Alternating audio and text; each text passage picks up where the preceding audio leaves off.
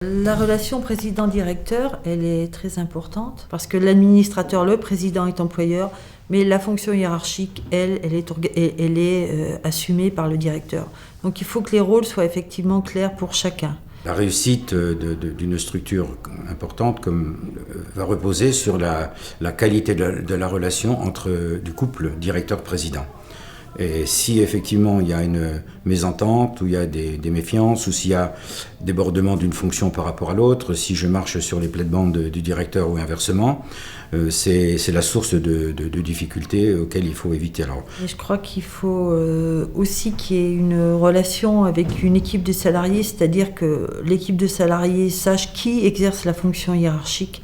Et ça, c'est là souvent que ça pose problème dans les associations. On peut se trouver effectivement dans la situation d'un animateur, par exemple, qui est en conflit avec son supérieur hiérarchique et qui va se poser la question de savoir à qui il va en référer. S'il y a un désaccord avec son supérieur hiérarchique direct, il y a un directeur de la structure.